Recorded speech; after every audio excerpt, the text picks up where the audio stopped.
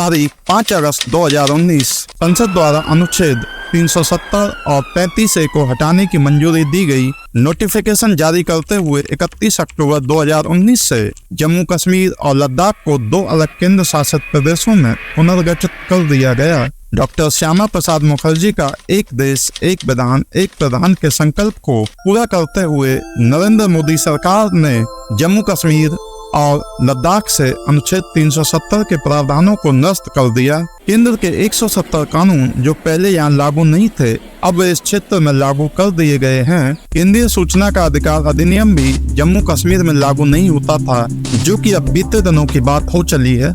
भारत एक बहुत बड़े भौगोलिक विस्तार वाला देश है। उत्तर में यह हिमालय के ऊंचे शिखरों से घिरा है, पश्चिम में अरब सागर, पूर्व में बंगाल की खाड़ी तथा दक्षिण में हिंद महासागर भारतीय प्रायद्वीप के तटों पर लहराते हैं। भारत का क्षेत्रफल 32.8 लाख वर्ग किलोमीटर है। उत्तर में कश्मीर से लेकर दक्षिण में कन्याकुमारी तक इसका विस्तार लगभग 3200 किलोमीटर है तथा पूर्व में अरुणाचल प्रदेश से लेकर पश्चिम में कच्छ तक इसका विस्तार लगभग 2900 किलोमीटर तक है।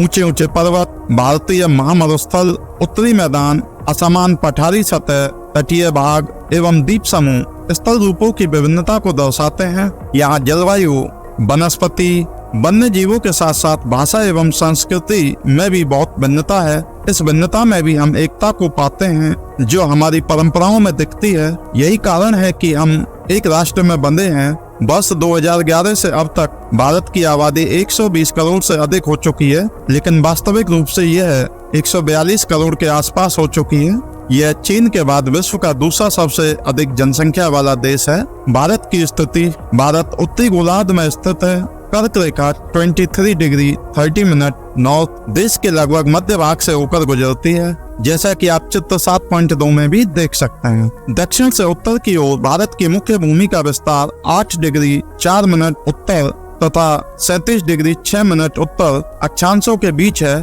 पश्चिम से लेकर पूर्व तक भारत का विस्तार 68 डिग्री 7 मिनट पूर्व तथा 97 डिग्री 25 मिनट पूर्व देशांतरों के बीच है। अगर हम विश्व को पूर्वी एवं पश्चिमी गोलार्ध में बांटते हैं तो भारत की स्थिति किस गोलार्ध में होगी?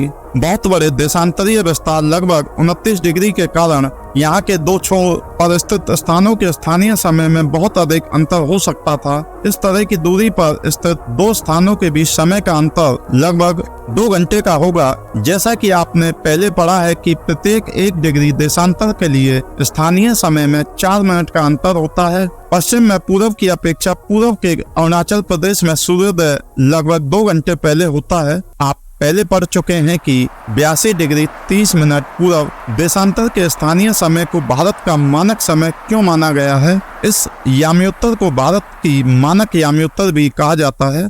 भारत के पड़ोसी देश 7 देशों की स्थलीय सीमाएं इसकी सीमाओं से जुड़ी हैं। चित्र 7.1 से इन देशों के नाम का पता लगाइए। इनमें से कौन कौन से देश हैं जिनकी सीमाएं समुद्र से नहीं जुड़ी हैं। दक्षिण में समुद्र में स्थित 2 द्वीप श्रीलंका तथा मालदीव हमारे पड़ोसी हैं। पाक जल संधि भारत को श्रीलंका से अलग करती है। भारत का राजनीतिक एवं प्रशासनिक विभाजन। भारत एक विशाल देश है। प्रशासनिक क्रियाकलापों के लिए देश को 28 राज्यों एवं 8 केंद्र शासित प्रदेशों में बांटा गया है। 2 जून 2014 को तेलंगाना भारत का 29वां राज्य बना, लेकिन जम्मू कश्मीर की स्थिति बदलने के बाद इन राज्यों की संख्या 28 हो चुकी है। तेलंगाना पहले आंध्र प्रदेश का एक भाग था, जिसका वर्णन परिशिष्ट 1 में हमको प्राप्त होता है। दिल्ली भारत की राजधानी है। राज्यों का निर्माण मुख्यतः भाषाओं के आधार पर हुआ है। क्षेत्रफल की दृष्टि से सबसे बड़ा राज्य राजस्थान तथा सबसे छोटा राज्य गोवा है। राज्यों को जिलों में बांटा गया है। भारत का भौतिक विभाजन।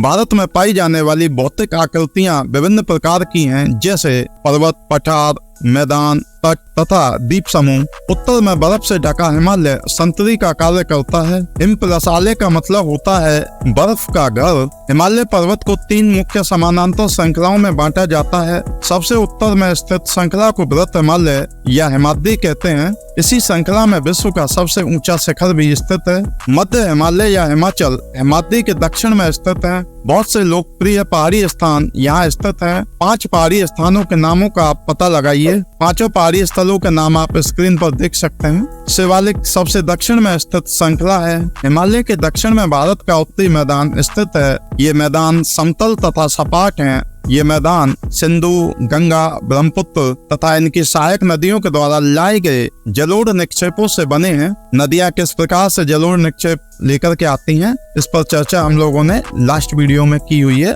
और आगे की वीडियोस में भी इस पर और ज्यादा विस्तार से प्रकाश डाला जाएगा। नदियों के ये मैदान कृषि के लिए उपजाऊ भूमि प्रदान करते हैं। यही कारण है कि इन मैदानों में जनसंख्या अधिक है। भारत के पश्चिमी भाग में भारतीय महामरुस्थल स्थित है। यह शुष्क, गर्म तथा रेतीला स्थान है। यहाँ वनस्पति की मात्रा बहुत कम है। उत्तरी मैदानों के दक्षिण में प्रायद्वीपीय पठार स्थित है। इसकी आकृति त्रिभुजाकार है। इसका धरातल काफी ऊंचा नीचा है। इस क्षेत्र में बहुत सी पहाड़ी श्रृंखलाएं तथा घाटियां स्थित हैं। इसके उत्तर पश्चिम में अरावली श्रृंखला स्थित है, जो विश्व की सबसे पुरानी पर्वत श्रृंखला है। विंध्य एवं सतपुड़ा भी महत्वपूर्ण पर्वत श्रृंखलाएं हैं। इन श्रृंखलाओं से होकर नर्मदा तथा तापी नदियां बहती हैं। ये पश्चिम की तरफ बहने वाली नदियां हैं जो अरब सागर में गिरती हैं। इस पठार के पश्चिम में पश्चिमी घाट या सह्याद्री तथा पूर्व में पूर्वी घाट स्थित है। पश्चिमी घाट का विस्तार एक समान रूप में है, जबकि पूर्वी घाट बीच बीच में टूटा हुआ तथा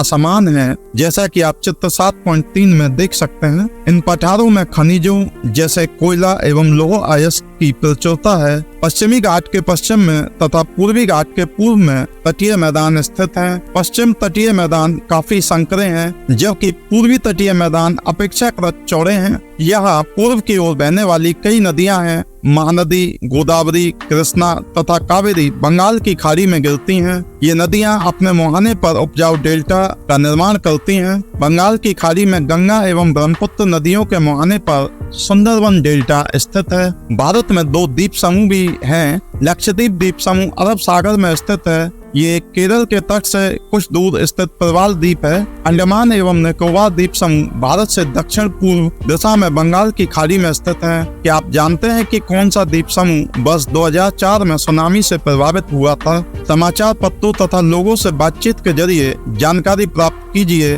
कि जब सुनामी भारतीय तट से टकराई थी तो किस प्रकार लोगों ने अलग अलग तरीके से इस चुनौती का सामना किया था। सुनामी एक विशाल सागरीय तरंग है जो समुद्र तल पर भूकंप के कारण उत्पन्न होती है।